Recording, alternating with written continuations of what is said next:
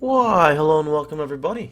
It is Pohx again. So recently I was playing a summoner on Blade and Soul, and I decided to kind of dig a little bit deeper and whatnot, and I wanted to show you guys some gameplay of the Force Master class now instead.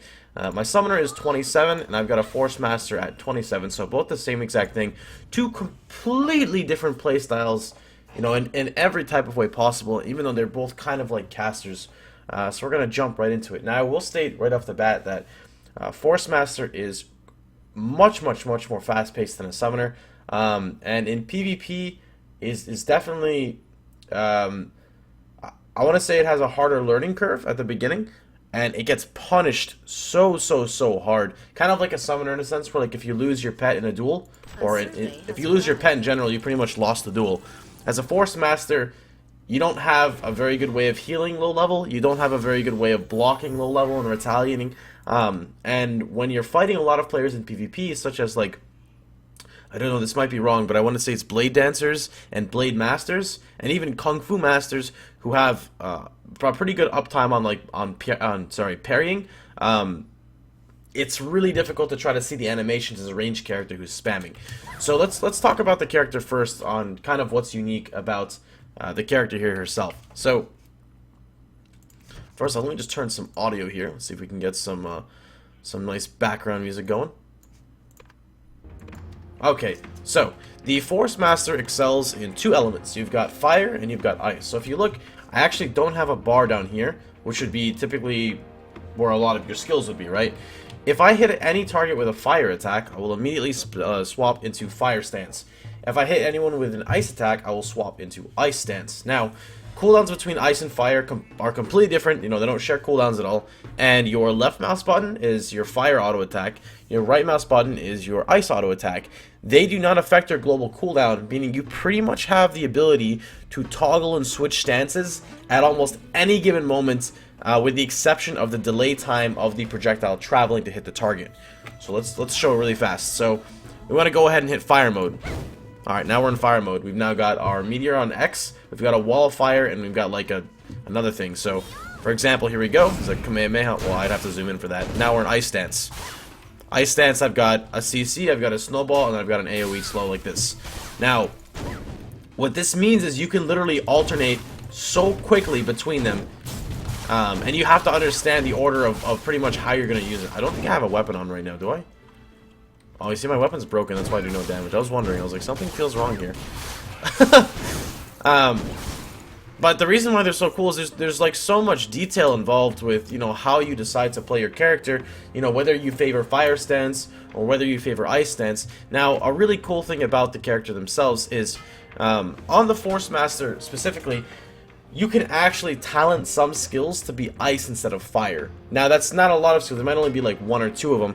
I think specifically, actually, maybe only one of them. But it's still really cool because it allows you, it completely changes your build at that point. So if you look at my number 2, right, my number 2 is pretty much a special beam cannon. If you look here, you'll notice that there is a special beam cannon that is flying at his face. My name is Piccolo. Hi. If I were to press, like, let's see, skills for K, you can see that when I go to my special beam cannon, you can actually talent it to instead be like an ice rain. And this, again, would completely change your entire build just based off one skill, because one of your new main spam abilities now is swapping element types. So, for example, an ice rain would look something like this, which is actually a really fun skill to use. Let's see if I can find a monster here. Alright, let's pick both these guys here.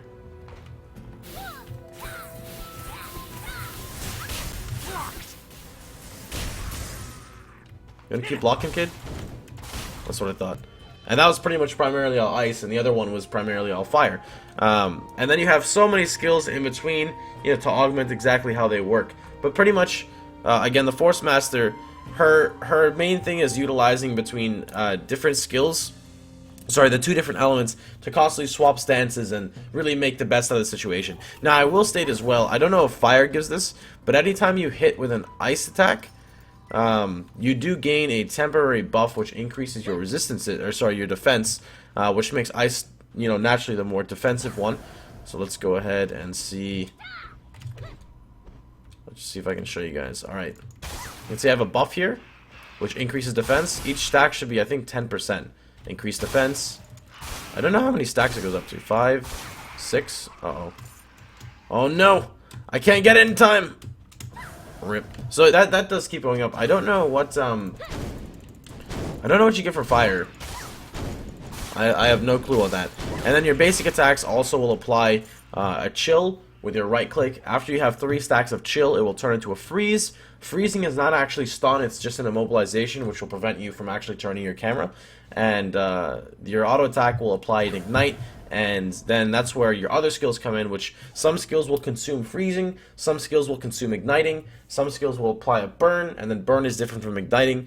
Burn will allow certain skills to benefit off them as well. And before we end this video, I want to show you guys a Kamehameha over here. So you can see here, my name is actually Goku, and I'm here to represent my country and collect all the 7 Dragon Balls. So here we go, boys. Let's see, we got to, how am I going to do this? We'll hit him. We're going to look over here, so we're fire stance now. And we are actually about to You know I'm an idiot and I forgot to spike out of it. Well, rip confirmed, boys, no Kamehameha. Let's see if I can fix this. Oh yeah, and one other thing about the class is, since you don't really have any self-healing at low level, you do have a skill called Frost Fury. You have Frost Fury and Fire Fury, which Frost Fury basically procs if you crit with a skill in your... If one of your ice skills crit, you can proc Frost Fury. And you can talent Frost Fury to heal 30% of the damage, and you can also additionally buff it so that when it's critting, it heals 2 times the HP, which is really, really, really cool. Let's see. Let's try to change this again. So let's go to uh-oh. Uh-oh. He's coming, boys. He's coming. Oh, rip.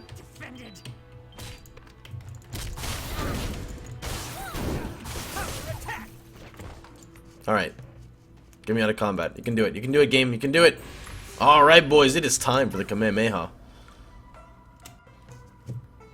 I'm telling you, this is like a legit Kamehameha. Oh, boys, you ready for this? Kamehameha! I don't know what happened, but it stopped. Let's try it one more time.